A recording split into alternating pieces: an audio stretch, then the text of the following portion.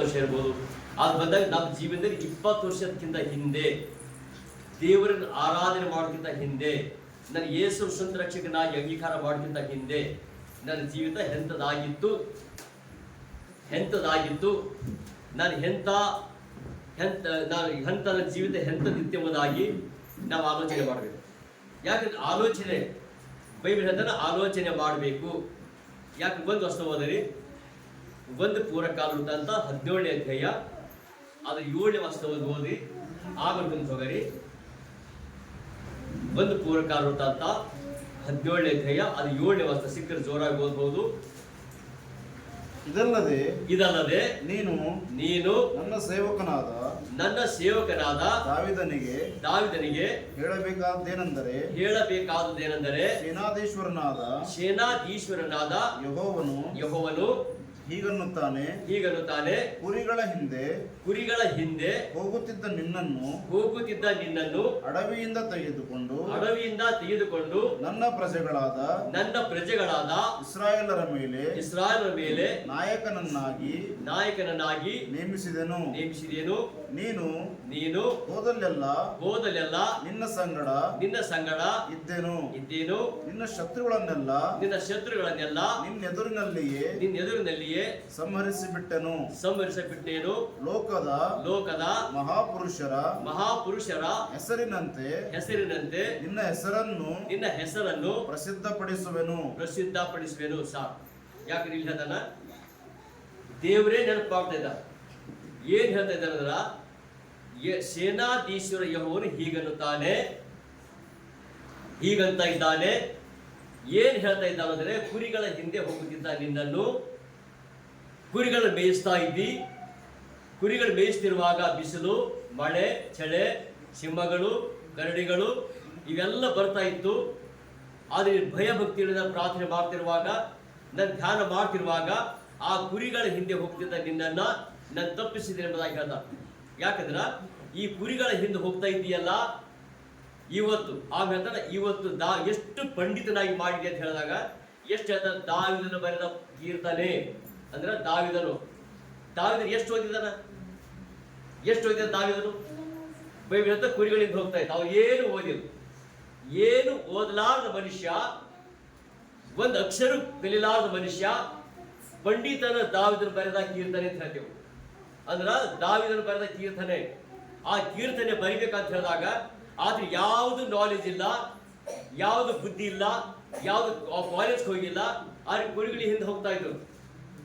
ಆ ಕುರಿಗಳಿಂದ ಹೋಗ್ತಾ ಇರುವಾಗ ಅಲ್ಲಿ ದೇವರು ಹಾಕಿರ್ತಾರೆ, ಕುರಿಗಳಿಂದ ಹೋಗ್ತಾ ಇದ್ದ ನನ್ನನ್ನ ನೀನೇನ್ ಮಾಡ್ಬಿಟ್ಟ, ಆ ಕುರಿಗಳ ಹಿಂದೆ ಅಡವಿನ ತೆಗೆದು ನನ್ನ ಪ್ರಜೆಯಾದ ಇಸ್ರಾಯೇಲ್ ಮೇಲೆ ನಾಯಕನಾಗಿ ನೇಮಿಸಿದ್ದೇನೆ. ಆಮೇಲೆ ಹೇಳ್ತಾನ, ನಾಯಕನಾಗಿ ನೇಮಿಸಿದ್ದೆ. ನೀನು ಹೋದಲ್ಲೆಲ್ಲ ನಿನ್ನ ಸಂಗಡ ಇದ್ದೇನು. ನೀ ಎಲ್ಲಿ ಹೋಗ್ತಾ ಇದ್ದೀಯಲ್ಲ ಅಲ್ಲೆಲ್ಲ ನಿನ್ನ ಜೊತೆ ನಾನಿದ್ದೆ.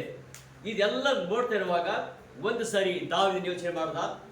ಏನಂತ ಯೋಚನೆ ಮಾಡ್ದ, ಅಯ್ಯೋ ನಾನು ಎಲ್ಲಿ ಹೋಗ್ತಾ ಇದ್ದೆ, ಕುರಿಗಳಿಂದ ಹೋಗ್ತಾ ಇದ್ದೆ, ಕಷ್ಟ ಅನುಭವಿಸ್ತಾ ಇದ್ದೆ, ಸಮಸ್ಯೆ ಬರ್ತಾ ಇತ್ತು, ತೋಳ ಬರ್ತಾ ಇತ್ತು, ಕರಡಿ ಬರ್ತಾ ಇತ್ತು, ಸಿಂಹಗಳು ಬರ್ತಾ ಇತ್ತು. ಇವೆಲ್ಲ ಬರ್ತಾ ಇರುವಾಗ ಇವತ್ತು ದೇವರನ್ನು ಎಷ್ಟು ಮಾಡಿದರೆ ಗೊತ್ತಾ? ಅರಸನಾಗಿ ಮಾಡಿದರಲ್ಲ, ಅರಸನಾಗಿ ಒಳ್ಳೆ ದೊಡ್ಡ ರಾಜನಾಗಿ ಮಾಡಿದರಲ್ಲ, ನನ್ನ ಹೆಸರು ಪ್ರಸಿದ್ಧ ಪಡೆಯುವ ಹಾಗೆ ಮಾಡಿದರಲ್ಲ, ನಾನು ಹೋದೆಲ್ಲ ಜೊತೆ ದೇವರಿದ್ದನಲ್ಲ. ಆ ದೇವರ ಸಂಗಡ ಇರುವಾಗ ಅಬ್ರಾಹ್ಮನ ಸಂಗಡ ದೇವರಿದ್ದ, ಇಸಾಕನ ಸಂಗಡ ದೇವರಿದ್ದ, ಯಾಕೋಬನ ಜೊತೆ ದೇವರಿದ್ದ, ಮೋಸೆ ಸಂಗಡ ದೇವರಿದ್ದ, ಯೆಹೋಶುವನ ಸಂಗಡ ದೇವರಿದ್ದ. ಅದೇ ಪ್ರಕಾರವಾಗಿ ಹೇಳ್ತಾನೆ, ನನ್ನ ಜೊತೆಲಿ ಇದ್ದೀಯಲ್ಲ ದೇವರೇ, ನನ್ನ ಸಂಗಡ. ಈಗ ನಾವು ಯೋಚನೆ ಮಾಡಬೇಕಾದ ವಿಷಯ ಅಂತಂದ್ರೆ, ದೇವರು ಅವ್ರ ಸಂಗಡ ಇರುವಾಗ ನಾವು ಪ್ರಾರ್ಥನೆ ಮಾಡ್ತೇವೆ, ನಮ್ಮ ಸಂಗಡ ದೇವರಿದ್ದಾನೋ, ನಮ್ಮ ಜೊತೆ ದೇವರಿದ್ದಾನೋ? ನಮ್ಮ ಜೊತೆ ದೇವರಿದ್ದಾಗ ನಾವು ಯಾಕೆ ಫೇಲ್ ಆಗ್ತಾ ಇದ್ದೇವು? ಆ ಸಂಗಡ ಇರುವಾಗ ಕನಿಷ್ಠ ಒಂದಾದ್ರೂ ಸರಿ ನಾವು ಯೋಚನೆ ಮಾಡಿದ್ದೇವ? ಆದ್ರೆ ಹೇಳ್ತಾಗ ಆಮೇಲೆ ಹೇಳ್ತಾನೆ ಅಲ್ಲಿ ಬಂದ. ಆಮೇಲೆ ಇಲ್ಲಿ 16 ವರ್ಷ ನೋಡ್ರಿ. ಈಗ 16ನೇ ವರ್ಷದಲ್ಲಿ ಅದು ಸೇಮ್ ಅಧ್ಯಾಯ 16ನೇ ವರ್ಷದ ಅನಂತರ ಅರಸನಾದ ದಾವೀದನು ಹೋಗಿ ಯೆಹೋವನ ಸನ್ನಿಧಿಯಲ್ಲಿ ಕೂತುಕೊಂಡು ದೇವರೇ ಯೆಹೋವನೇ ನನ್ನಂತವನಿಗೆ ನೀನು ಈ ಪದವಿಯನ್ನು ಅನುಗ್ರಹಿಸಿದೆಯೇ. ಅರಸನಾದ ದಾವೀದನು ರಾಜನಾದ ದಾವೀದನು, ಶ್ರೀಮಂತನಾದ ದಾವೀದನು, ಬಹಳ ಐಶ್ವರ್ಯವಂತನಾದ ದಾವೀದನು ಯೆಹೋವನ ಸನ್ನಿಧಿಯಲ್ಲಿ ಬಂದು ಏನ್ ಮಾಡಿದಂತ? ಏನ್ ಮಾಡಿದಲ್ಲಿ?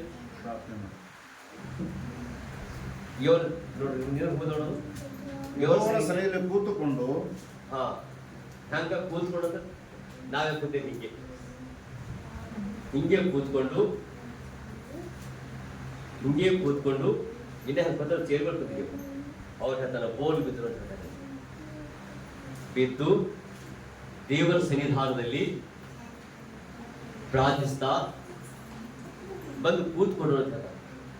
ಒಂದು ಎಕ್ಸಾಂಪಲ್ ಏನಿಲ್ಲ, ದೇವ್ರಿಗೆ ಚಂದ ಅಂದ್ರೆ ಮುಂದಿನ ವರ್ಷ ಮಟ್ಟಿಗೆ ಥೋಟ ಶ್ರೀಮಂತ ದೇವರಿಗೆ ಉತ್ತರ ಮಾಡ್ಬಿಟ್ಟು ಥೋಟ ದರ್ಶನ ಮಾಡಿಬಿಟ್ಟು ಉತ್ತಮದ ಒಳ್ಳೆ DC ಮಾಡಿಬಿಟ್ಟು ಚಂದ ಒಳ್ಳೆ ಬಿಸ್ನೆಸ್ ಮಾಡಿ ದೊಡ್ಡ ವ್ಯಾಪಾರಸ್ಥೆ ಮಾಡಿಬಿಟ್ಟು ದೇವ್ರು ಮಾಡಿಬಿಟ್ಟ ಮೇಲೆ ಯಾವ ದೊಡ್ಡ ವ್ಯಾಪಾರ ಮಾಡುವಾಗ ಅಥವಾ ದೊಡ್ಡ ಬಿಸ್ನೆಸ್ ಮಾಡುವಾಗ ಭಾಳ ದೊಡ್ಡ ಬಿಸ್ನೆಸ್ ಆಯ್ತು ಅಂದ್ರೆ ಅಂದಾಗ ಅಥವಾ ಯಾವ್ದು ದೊಡ್ಡ DC ಆಗಿದ್ದಾಗ ಅದು ದೊಡ್ಡ ಐಶ್ವರ್ಯಗಳು ಬಂದ್ಬಿಟ್ಟಾಗ ಅವಾಗ ಬಂದು ಇವತ್ತು ಇಲ್ಲಿ ಇಲ್ಲ, ಇವತ್ತು ಪ್ರಾರ್ಥನೆ ಬಂದು ಇವತ್ತು ಮಡ್ಕೊಂಡು ಊಟವ ಊರಲ್ಲಿ ಹೇಗೆ ಗೊತ್ತಾ, ನನ್ನ ಪ್ಯಾಂಟ್ ಫೋಲ್ಡ್ ಹಾಕೋದೇನೋ ಅಷ್ಟಲ್ಲದೆ ಇಂಥ ದೊಡ್ಡ ಬಿಸ್ನೆಸ್ ಮಾಡುವಂಥ ವ್ಯಕ್ತಿ, ಇಂಥ ದೊಡ್ಡ ಶ್ರೀಮಂತ, ಇಂಥ ದೊಡ್ಡ ಅಧಿಕಾರಿ ಇಲ್ಲಿ ಬಂದು ಪ್ರಾರ್ಥನೆ ಬಂದು ಮಡ್ಕೊಂಡು ಎಲ್ಲರೂ ಬಂದು ಆ ಅವಮಾನ ಆಗಿರ್ತದೆ. ಅಥವಾ ಇಂಥ ದೊಡ್ಡ ವ್ಯಕ್ತಿ ಇಲ್ಲಿ ಬಂದು ಕಾನೂನಿನಲ್ಲ ಅಂತ ಈ ಮಾತು ಬರ್ತಾ ಬಂದು ಕಂಡು ನಾವು ಮಡ್ಕೊಂಡು ಅದಕ್ಕಿಂತ ಮುಂಚಿತವಾಗಿ ನಾವು ಭಾಳ ಬಿಜಿಯಾಗಿರ್ತೇವೆ. ಅದು ಬಿಜಿ ಯಾಕೆ ಬಿಜಿ ಗೊತ್ತಾ? ಭಾಳ ಬಿಜಿ. ಅಲ್ಲಿ ಹೋದ್ರಲ್ಲಿ ಕರೀತಾರ, ಹೋದ್ರಲ್ಲಿ ಏನೋ ಅಲ್ಲಿ ಮೀಟಿಂಗ್, ಅಲ್ಲಿ ಹೋದ್ರಲ್ಲಿ ಏನೋ ಅಲ್ಲಿ ಯಾವ್ದು ಏನೇನೋ ಭಾಳ ಬಿಜಿ ಆಗಿರ್ತೇವೆ. ಇದ್ರ ಅರ್ಥ ಬಿಜಿ ಆಗಿದ್ದೇವೆ ಅಂದ್ರೆ ಆ ದೇವ್ರು ಕೊಟ್ಟ ಅಭಿವೃದ್ಧಿ ಪಡಿಸಿದನಲ್ಲ ಆದ್ರಿಂದ ನಮ್ಗೆ ಸಮಯ ಇಲ್ಲ ಅಂತ ಹೇಳ್ತೇವೆ. ಸಮಯ ಒಂದು ಎಕ್ಸಾಂಪಲ್ ಈಗ ಸುಮ್ಮನೆ ಸಿಂಪಲ್ ಆಗಿ ಏನಿಲ್ಲ, ಇವತ್ತು 300-400 ರೂಪಾಯಿ ಕೊಡುವ ಕೂಲಿ 1000 ರೂಪಾಯಿ ಸಿಗ್ಬೇಕು. ಬರ್ತೇವೆ ಪ್ರೇರಿಗೆ? ಯಾಕೆ ಬರಲ್ಲ ಹೇಳಿ? ಪ್ರೇರಣೆ ಏನಿದೆ? ಈಗ ಪ್ರೇರಣೆ ಏನಿದೆ? ಎಲ್ಲ ಪ್ರೇರಣೆ ಇದೆ. ಎಲ್ಲ ಪ್ರೇರಣೆ ದೇವರ ಆಶ್ರಯ ಇದೆ. ಆಶ್ರಯ ಮಾಡೋನೇ ದೇವರು ಹಾಕಿದ್ದಾನೆ. ಆದ್ರೆ ದೇವ್ರ ಆ ಪ್ರೇರಣೆ ಏನಿದೆ? ಯಾವ ಬರ್ತೇವೆ ಪ್ರೇರಿಗೆ ಅಂದಾಗ ಅಲ್ಲಿ ಮನೆ ಫ್ರೀ ಇರ್ಬೇಕು, ಯಾವ್ದು ಕೆಲಸ ಇರಬಾರ್ದು, ಸುಮ್ಮನೆ ಕೂತು ಟೈಮ್ ಪಾಸ್ ಮಾಡ್ಕೊಂಡು ಒಳ್ಳೆ ಫ್ಯಾನ್ ಇರ್ತಾವ, ಒಳ್ಳೆ ಅಂತ ಪಾಸ್ ಬರ್ತಾರ, ಎಲ್ಲೋ ರಾಗ ಹಾಡ್ತಾರ, ವರ್ಷ ಪಾಲ್ಗೊಸ್ಬಿಟ್ಟು ಅಂದ್ರ ಹಾಗಾಗೋದು ಬೇರೆ. ಅದು ದೇವರೇ ನಿನ್ನ ಆಶ್ರಯ ಮಾಡು ಅಂತೇಳಿ ಮಾಡುವಂಥದ್ದು ಬೇರೆ. ಇಲ್ಲಿ ಬಂದ ಅರಸನ ದಾವೀದನು ಇಲ್ಲಿ ಬಂದ ಕುಂತು ದೇವರಿಗೆ ಪ್ರಾರ್ಥನೆ ಮಾಡ್ತಾ ಇದ್ದ. ಕುಂತು ಏನಕ್ಕೆ ಪ್ರಾರ್ಥನೆ ಮಾಡ್ತಾ ಗೊತ್ತಾ? ಅದೆಲ್ಲ ಇನ್ನೊಂದು ಹೊಸ ಅದು ಹಂಗೆ ಇರಲಿ. ಒಂದು ಕೀರ್ತನೆ 143ನೇ ಅಧ್ಯಾಯ, ಅದು 5-6 ವರ್ಷಗಳು ಓದಿ. ಯಾಕಂದ್ರೆ ಅಲ್ಲಿ ಚೆನ್ನಾಗಿ ಹೇಳ್ತಾವ. ಯಾಕಂದ್ರೆ ಕೀರ್ತನೆ 143ನೇ ಅಧ್ಯಾಯ ಅದು 5 ಮತ್ತು 6 ವರ್ಷಗಳು 2 ವರ್ಷ ಓದ್ರಿ. ಅದು ಹಂಗೆ ಇರಲಿ, ಹಂಗೆ ಇರಲಿ. ಹಳೆಯ ದಿನಗಳನ್ನು ಏನಂತ? ಹಳೆಯ ದಿನಗಳು ಅಂದ್ರೆ ಯಾವ? ಕುರಿಗಳಿಂದ ಹೋಗುವಂತ ದಿನಗಳು, ಕುರಿಗಳ ಹಿಂದೆ ಹೋಗುವಂತ ಹೇಳ್ತಾರೆ. ಹಳೆ ದಿನಗಳನ್ನು ನೆನೆಸಿಕೊಳ್ಳುತ್ತೇನೆ, ನಿನ್ನ ಎಲ್ಲಾ ಕಾರ್ಯಗಳನ್ನು ಧ್ಯಾನಿಸುತ್ತೇನೆ, ನಿನ್ನ ಕೈ ಕೆಲಸಗಳನ್ನು ಸ್ಮರಿಸುತ್ತೇನೆ, ಕೈ ಒಡ್ಡಿ ಬೇಡುತ್ತೇನೆ. ಒಣ ನೆಲವು ನೀರಿಗಾಗಿ ಹೇಗೋ ಹಾಗೆಯೇ ನನ್ನ ಆತ್ಮವು ನಿನಗಾಗಿ ತವಕ ಪಡುತ್ತದೆ. ಏನಂದ? ಹಳೇ ದಿನಗಳು ಅಂತ ಹೇಳುವಾಗ ಕುರಿಗಳಿಗೆ ಹೋಗ್ತಾ ಇದ್ದೆ, ಬಿಸಿಲು ಅನುಭವಿಸ್ತಾ ಇದ್ದೆ, ಮಳೆ ಬರ್ತಾ ಇತ್ತು, ಗುಡುಗು ಬರ್ತಾ ಇತ್ತು, ಸಿಡಿಲು ಬರ್ತಾ ಇತ್ತು, ಸಿಂಹ ಬರ್ತಾ ಇತ್ತು. ಅದೆಲ್ಲ ಕುಂತು ದೇವ್ರ ಸದ ಕುಂತು ಎಲ್ಲ ನೆನಪು ಮಾಡ್ತಾ ಇದ್ದ. ಹಾಗಾದ್ರೆ ಈಗ ಒಂದು ದಿವಸ ನಾವು ಕುಂತು ಏನ್ ಮಾಡ್ಬೋದು? ನಾವು ಚರ್ಚೆ ಬಂದು ಕುಂತೇವು, ಪ್ರಾರ್ಥನೆ ಬಂದು ಕುಂತಾಗ ನಾವೇನೋ ಆಲೋಚನೆ ಮಾಡ್ದಾಗುತ್ತಾ ಹಾಗೆ ಯೋಚನೆ ಮಾಡ್ತಾನ. ದೇವ್ರೆ, ಆ ಗುರಿಗಳಿಗೆ ಹೋಗ್ತಾ ಇದೆಯಲ್ಲ, ಅಲ್ಲೆಲ್ಲ ಭಾಳ ಮಳೆ ಬರ್ತಾ ಇತ್ತು, ಚಳಿ ಐತಾ ಇತ್ತು, ಯಾವ್ದು ಮೈ ಮೇಲೆ ಚೆನ್ನ ಒಳ್ಳೆ ಬಟ್ಟೆಗಳಿಲ್ಲ, ಯಾಕಂದ್ರೆ ಹೊಲಗಳು ಅಲ್ಲಿ ಯಾವ್ದು ನಿಂದಿರ್ಲಿಕ್ಕೆ ಒಂದು ಯಾವ್ದು ಆಸರೆ ಕಟ್ತಾ ಇದ್ದಿಲ್ಲ. ಇದೆಲ್ಲ ಮಾಡ್ತಾ ಇದ್ದಾಗ ಅದನ್ನ ಚೆನ್ನಾಗಿ ಅರಸನಾಗಿ ಮಾಡಿ ನಿನ್ನ ಆಳು ಸೇರಂತ ಮಹಾನ್ ಕೊಟ್ಟಿಯಲ್ಲ ದೇವ್ರೆ, ಯೋಚನೆ ಮಾಡ್ಕೋತ ಅವ್ರು ಹಾಗೆ ಯೋಚನೆ ಮಾಡ್ತಾವೆ. ನಾವೇನೋ ಆಲೋಚನೆ ಮಾಡ್ಬೋದು? ಪ್ರೇಮಿ ಬಂದು ಕುಂತಾಗ ನಾವೇನ್ ಮಾಡ್ಬೋದು ಆಲೋಚನೆ? ಈಗ ಹೋಯ್ತಲ್ಲ ರ್ಯಾಷನ್ ಆದಲ್ಲ, ಇದು ಯಾರು ಆಲೋಚನೆ? ಈಗ ಹೋದ್ಮೇಲೆ ಏನ್ ಮಾಡೋದಪ್ಪ? ಹೋಗ್ಬೇಕು ಬಸ್ ಇರ್ತದೆ, ಏನೋ ಹೋಗ್ತದೆ ಹೋಟೆಲ್ಗೆ ಎಲ್ಲರೂ ಹಾಲು ಹಿಟ್ಟಿಲ್ಲ ಹಾಲು ಯಾರು ಸಿಗ್ತಾರೆ ಇದು ಯಾರು ಹೇಳೋದು? ಆದ್ರೆ ಅಂದ್ರೆ ಹಳೇ ದಿನಗಳು ನಾವು ಆಲೋಚನೆ ಮಾಡೋದು ಮುಂದೆ ಏನಾಗಿರ್ತದೋ ಅಂತ. ಮುಂದಿನ ದಿನಗಳು ನಾವು ಯೋಚನೆ ಮಾಡೋದು, ಅದು ಹಳೇ ದಿನಗಳು ಯೋಚನೆ ಮಾಡಿದ್ದಾರೆ. ಆದ್ರೆ ನಾವು ಸರಿ ಹಳೆ ಯೋಚನೆ ಮಾಡೋಡ್ರಿ.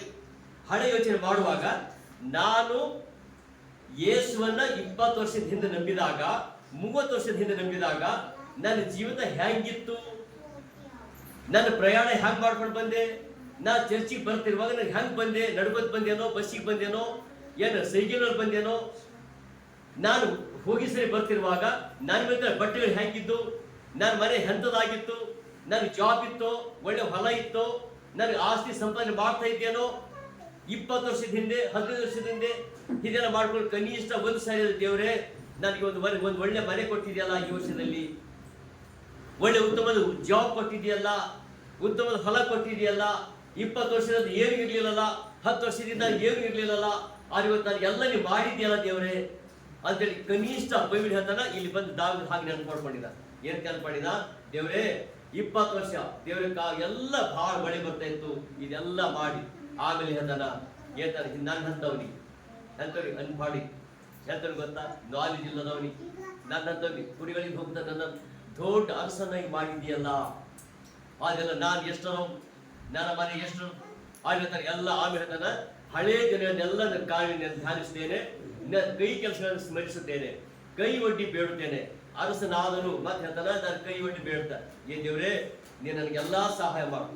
ಅದೇ ಗೊತ್ತ. ಅವಾಗ ಕುರಿಗಳು ದೇವರೇ ರಕ್ಷಣೆ ಮಾಡೋದ್ ಕೇಳ, ದೇವರೇ ಮಳೆ ಬರ್ತಾ ಇದೆ, ದೇವರೇ ಚಳಿ ಆಗ್ತಾ ಇದೆ, ದೇವರೇ ಕುರಿಗಳೆಲ್ಲೋ ಆ ಕುರಿ ಹೋದ ಮಗ್ಗಲ ಹೋದ ಏನೋ ನನಗೆ ಹೇಳ್ತಾ ಇದ್ರಲ್ಲ, ಅವೆಲ್ಲ ಹೇಳ್ತಾ ಇದ್ದೆ. ಆ ರೀತಿ ಪ್ರಜೆಗಳಾಗ ಇಸ್ರಾಯೇಲ್ ನಾಯಕರಾಗಿ ಮಾಡಿದ್ದೀಯಲ್ಲ ದೇವರೇ, ಅದನ್ನ ಹೆಂಗ್ ನಡ್ಸ್ಕೊಂಡು ಹೋಗ್ಬೇಕು ಅಂತ ಕೇಳ್ತಾ ಇದ್ದ. ಹೆಂಗ್ ನಡ್ಸ್ಕೊಂಡು ಹೋಗ್ಬೇಕು ದೇವರೇ? ಅರಸನಾಗಿ ಮಾಡಿದಿ, ರಾಜನಾಗಿ ಮಾಡಿದಿ, ನಿನ್ನ ಪ್ರಜೆಗಳನ್ನ ಆಯ್ಕೆ ನಡ್ಸ್ಕೊಂಡು ಹೋಗ್ಬೇಕಲ್ಲ, ನಾನು ಒಳ್ಳೆ ಜ್ಞಾನ ಕೊಡ ದೇವತೆ ಈಗೂ ಕೈ ಒಡ್ಡಿ ಬೇಡ್ತಾ ಇದ್ದೆ ಅಂತ ಹೇಳ್ತಾನೆ. ಈಗ ನಾವೇನ್ ಮಾಡ್ತೇವೆ ಗೊತ್ತಾ, ನಮ್ಗೆಲ್ಲ ಗೊತ್ತಿದೆ, ಹಾಗೇನೆ ರಾಜನಾಗಿದೆ, ನಾನು ಎಲ್ಲ ವಿಷಯದ ತಿಳುವಳಿಕೆ ಇದೆ, ಅದಕ್ಕೆ ನಾನು ರಾಜನಾಗಿದ್ದೆ. ಆದ್ರೆ ಈ ಹೇಳ್ತಾನ ಅರಸನಾಗಿದ್ದರು, ಆದ್ರೂ ಶ್ರೀಮಂತನಾಗಿದ್ದರು, ಆದ್ರೂ ಒಳ್ಳೆ ನಾಲೆಜ್ ಆಗಿದ್ದರು, ಆದ್ರೂ ಪಂಡಿತನಾಗಿದ್ದರು, ಆದ್ರೆ ನಿನ್ನ ಮುಂದೆ ಕೈ ಒಡ್ಡಿ ಬೇಡುತ್ತೇನೆ, ನಿನ್ನ ಮುಂದೆ ನಾನು ಕೇಳ್ತಾ ಇದ್ದೇನೆ. ಏನು ಕೇಳ್ತಾ ಇದ್ದೆ? ದೇವರೇ ನಾನು ಎಲ್ಲ ನೀವು ಚೆನ್ನಾಗಿ ನಡೆಸುತ್ತೆ, ನನಗೆ ಜ್ಞಾನ ಕೊಡು ದೇವರೇ, ಎಲ್ಲ ಆ ಮುಂದೆ ನ್ಯಾಯ ಮಾಡೋದಕ್ಕೋಸ್ಕರವಾಗಿ ದೇವಾ ನನಗೆ ಒಳ್ಳೆ ನಾಲೆಜ್ ಕೊಡಿ ಎಂಬುದಾಗಿ ದೇವಸ್ಥಾನ ದೊಡ್ಡ ಕೈ ಒಡ್ಡಿ ನಾನು ಬೇಡ್ತೇನೆ ಎಂಬುದಾಗಿ ಹೇಳ್ತಾ ಇದ್ದ. ಅಂದ್ರ ಈಗ ಹೇಳ್ತಾನ ಪುನಃ ಮತ್ತ ಪೂರ್ವಕಾಲ ಪರಿಗಲ್ಲ ಅಲ್ಲಿ ಏನ್ ಹೇಳ್ತಾನೆ ಗೊತ್ತಾ,